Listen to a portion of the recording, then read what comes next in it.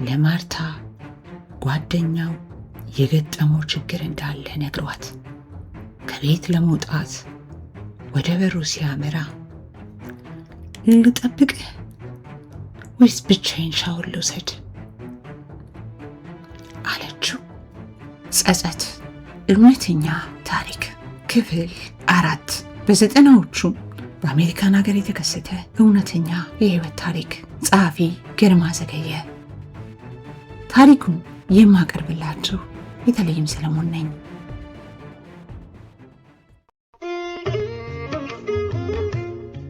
ናፍቆት ሚዲያ የተለያዩ እውነተኛና አስተማሪ ታሪኮች የሚቀርብበት ናፍቆት ሚዲያ።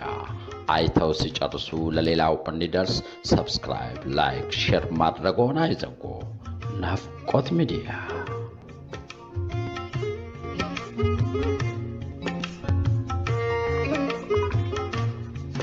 ደረጀ ሳምንቱን በሙሉ ካለወትሮው መነጫነጫ አብዝቷል። የምትለውን አይሰማትም። አዘውትሮ ለብቻው መሆን ይፈልጋል። ብዙም ትኩረት ስላልሰጠችው የደረጀ ለውጥ ለማርታ ለጊዜው አልታወቃትም። እሷ ግን የምታስበው ሌላ ነው። በስራ ቦታና በቤቷ ጭምር አይምሯ ውስጥ የሚመላለስ አንድ ትልቅ ህልም አላት። ጋብቻ፣ ህጋዊ ጋብቻ፣ ትዳር፣ ሁለት ጉልቻ፣ ሰርግ፣ ጫጉላ ሽርሽር። ወላጆቿን ከሀገር ቤት አስመጥታ የልጅነት ወጓን ልታሳያቸው ትፈልጋለች። ታዲያ መቼ ትላለች በሐሳቧ። ከዚህ የተሻለ ጊዜና አማራጭ እንደሌላትም ታውቃለች። ግን ከሁለቱ ማናቸው የጋብቻን ጥያቄ ያንሳ? ለወጉማ ጥያቄው መምጣት ያለበት ከወንድ ነው። ግን እሱ በፍርሃት ካላነሳው ለምን እኔ አልጠይቀውም? ያለነው በሰለጠነው ዓለም ሴቱም ወንዱም እኩል ስሜቱን በሚገልጽበት ምድር ትላለች ራሷን ስታደፋፍር።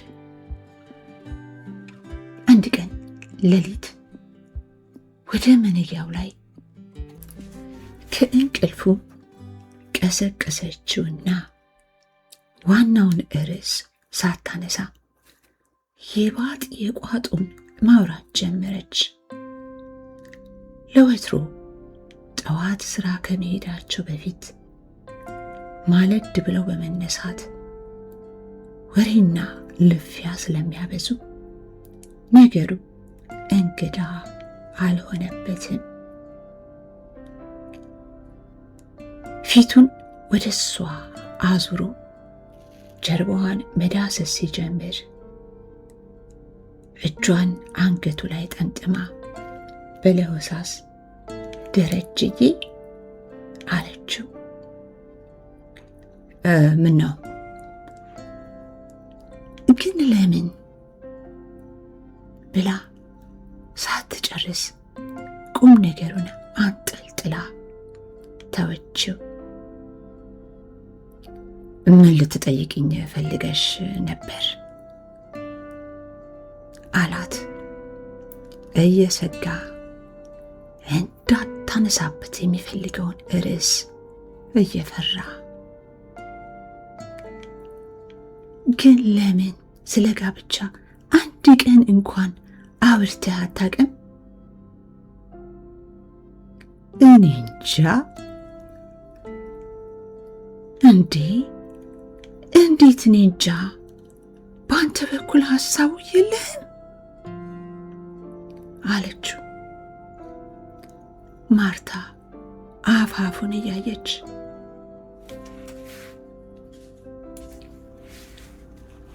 ትንሽ እንቆይ ብዬ ነው። ዓመት እኮ አለፈን።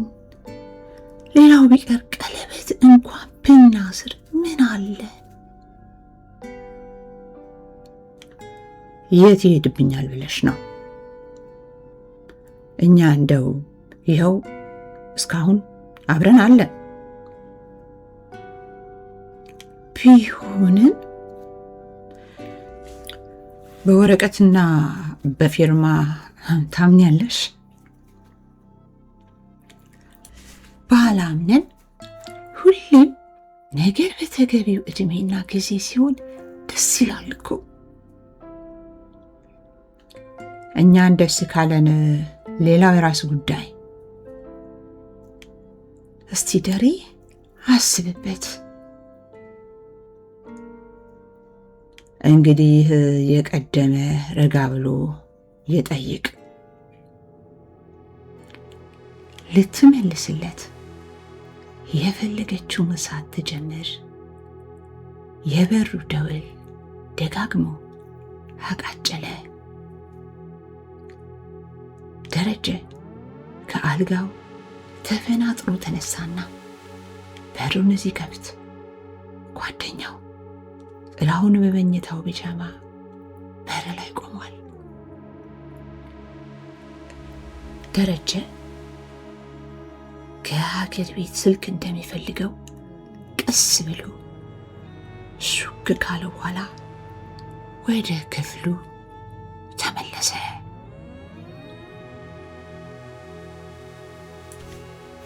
ደረጀ ጥሪው ከየት እንደሆነ ለማወቅ ጊዜ አልወሰደበትም። እየተርበተበተ ለማርታ ጓደኛው የገጠመው ችግር እንዳለ ነግሯት ከቤት ለመውጣት ወደ በሩ ሲያመራ ልጠብቅህ ወይስ ብቻዬን ሻወር ልውሰድ አለችው። የወትሮ ልምዷ እንዳይቀርባት ጉዳዩ ከረዘመ ሊያቆየኝ ስለሚችል አንቺ ጣጣሽን ጨርሰሽ ጠብቂኝ ብሎ በሩን ከፍቶ ወደ ጥላሁን ክፍል አመራ። እረ ይቆጥርባቸዋል፣ ቶሎ አንሳና አነጋግራቸው አለው። የስልኩን እጀታ ወደ ደረጀ እየገፋ እጁ እየተንቀጠቀጠ ጠረጴዛ ላይ የተደፋውን የስልክ መነጋገሪያ አነሳ። አለው ማን ልበል? ደረጀ ነህ? የሰለለ ቀጭን የሴት ድምፅ። አዎን። አበጀሽ ነኝ፣ የገነት እናት። ረሳኸኝ እንዴ? ረሳሁም። ስማቸውን ቢረሳውም ድምፃቸው በፍጹም አዲስ አልሆነበትም። ገነት የጻፈችው ደብዳቤ ደረሰ? አዎ ደርሶኛል። ያብል ልጄ ሆነላት። መቼስ ሰው ካሰበው የእግዚአብሔር ይበልጥ የለ።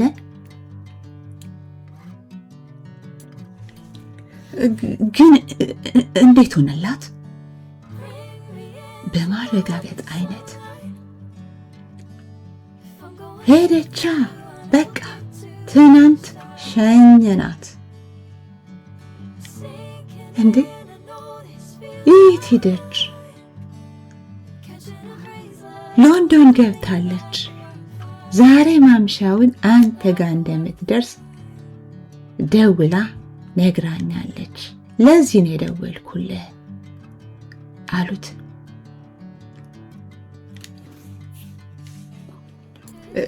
ግን ደህና ገባች ለንደን አለ ንግግሩ እየተሰባበረበት። አሁን ደህና ገባች። እንግዲህ አደራህን፣ አሁን ትልቅ ሰው ሆናችኋል፣ ልጅነት የለም አሉት። ኧረ ግድ የለም ማማ አላቸው ቃሉን እየደጋገመ። በል እንግዲህ እንደገባች ደውልልኝ አሉት። ልጃቸው ገነት በፍርሃት ያልነገረችውን ስልክ ቁጥር ደጋግመው እየነገሩት ስልኩን ወደ መነጋገሪያው ሲያስቀምጥ በእጁ ላይ ላቡ ጠብ ሲል ተሰማው። ሰውነቱ በሙሉ ትኩሳት ብሎታል። ጥላሁንን በጨረፍታ ቀስ ብሎ አየው። ጥላሁን መልስ አልሰጠው። ምን ታስባለህ አለው ጠጋ ብሎ። ስለምኑ? ጥላሁን በነገሩ ግራ ተጋብቷል። መምጣቷ እኮ ነው። ማናት እሷ? ገነት። የማናት ገነት? አንተ ደግሞ ትረሳለህ? የሀገር ቤቷ ገርል ፍሬንዴ ናታ። እና ምን ትመክረኛለህ? ትምጣ ታዲያ። አሜሪካ እንደሆነ ሰፊ ነው። ማውራው ግን ገብቷል። እኔ ጋ እኮ ነው የምትመጣው። ታዲያ መቀበል ነዋ። ከዚያስ ሜዳውም ፈረሱም ይኸው እንላታለና። እናቷ እኮ አሁን ደውለው የልጄን ነገር አደራ እያሉኝ እኮ ነው የምልህ። ታዲያ ተቀብላት ወደምትፈልግበት ሸኛታ። ከዛ በላይ ምን አደራ ማክበር አለ? እዚህ ሀገር እኮ ሰው አታውቅም ጥሌ። ሴቶቹን ብናስተዋውቃቸውስ ጥሩ አማራጭ አይመስልህም? አንተ ደግሞ የሰው ችግር አይገባህም። ታዲያ ምን እናድርግ ነው የምትለኝ? ሳምንት ይቀጥላል። ፕሮግራማችንን ሰብስክራይብ፣ ላይክ፣ ሼር ማድረጎትን አይዘንጉ።